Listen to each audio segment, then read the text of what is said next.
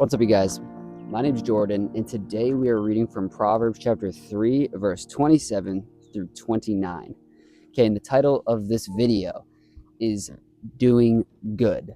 Okay, Proverbs 3, verse 27. Do not withhold good from those to whom it is due when it is in your power to act.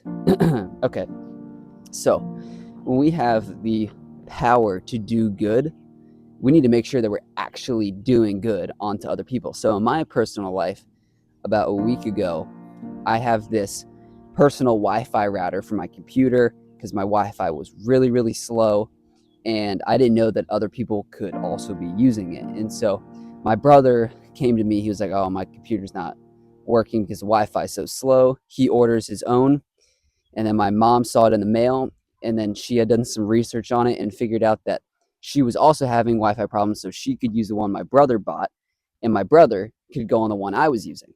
Now, they came to me when I was playing a game, and I responded in the wrong way.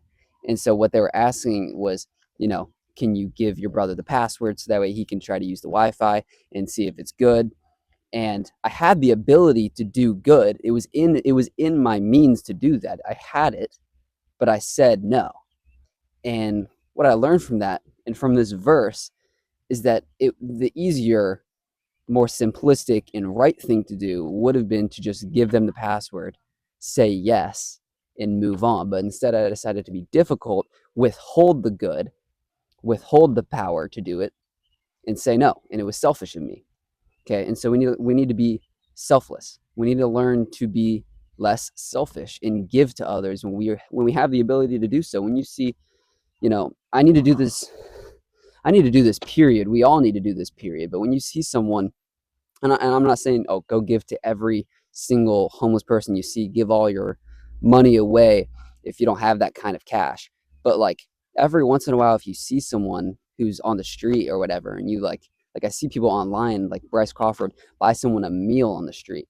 The act of humility there, the act of being selfless and giving to others because you can do so is extraordinary. And we need to be like that. We need to give to others when we can do that because other people are deserving of that kind of love. Okay. Another thing is, sharing the gospels to other people. I walk around with, you can see my shirt on right now. It's a gospel shirt. I have a I love Jesus shirt. I have a Jesus is the only way shirt, the crack this not drug shirt. I have several gospel shirts, I think even hats. And the amount of compliments or comments that I get when wearing it is perfect for conversation starters. People will be like, "Hey, I love your hat. I love your shirt." And then I just say thank you and I leave it at that. But that's a perfect opportunity to share the good news of the gospel, share the good news, the word of God to other people. But I don't take it up on that opportunity. Like just today, I'm at brunch with my friend, and the person at the front table when you walk in told me that they really liked my shirt, and I was like, thank you. But I was so hesitant to make the next move. I don't know what that was. I said that weirdly. I was so hesitant to make the next move and just share the word of God. But it's simple. You just speak. You just speak. That's all.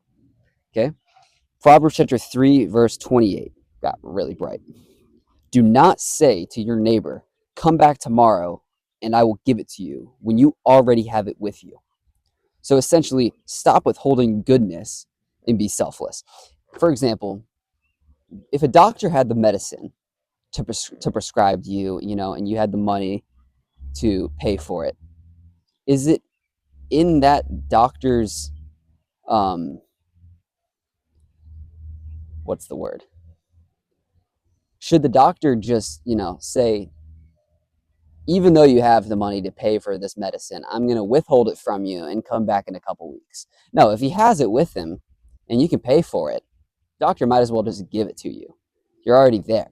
If you already filled out all the paperwork, that's like signing all the paperwork for like a house or something, and then the house owner is like, oh no, here's the keys, I'm gonna give it to you in 2 weeks, even though you just paid for it and it's all yours technically. I'm gonna withhold that from you and you can't have it. When it says, do not say to your neighbor, come back tomorrow and I will give it to you, when you already have it with you, just give it to the person. Just extend the goodness and the grace to other people. when you already have it with you? Okay. Um, yeah, and then Proverbs chapter 3, verse 29 says, "Do not plot harm against your neighbor who lives trustfully near you." Stop planning evil against someone who places their trust in you. You see this a lot in some behavior from children.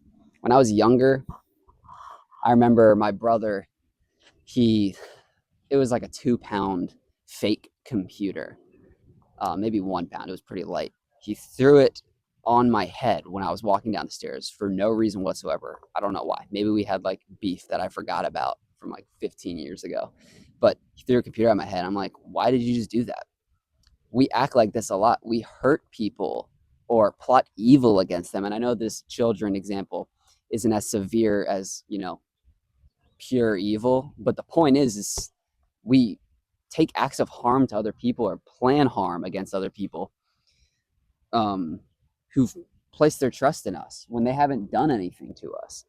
We just like to act out in anger sometimes because other people did us wrong. Like someone can mess up my day, maybe at work. A customer says something mean to me, throws off my whole day. I get home from work and I take it out on my mom. My mom didn't do anything to me. My mom loves me. My mom cares for me. My mom has been there. She wasn't at the restaurant when it happened. She didn't have anything to do with that guy. She's always been there for me. Why am I acting out against her because someone else did me wrong? You know what I mean? There's no reason to act out against people who just they didn't wrong you. And even then, someone that did wrong you, vengeance is still not biblical. We shouldn't go and seek vengeance on people, but especially the people who didn't wrong us. Why are you plotting harm against them? Why are you plotting evil against them? Okay? So the whole point of this message is to just make sure what you're putting out into the world is good. Do good with it. Okay? So pray this message bless you guys. Love you. See ya.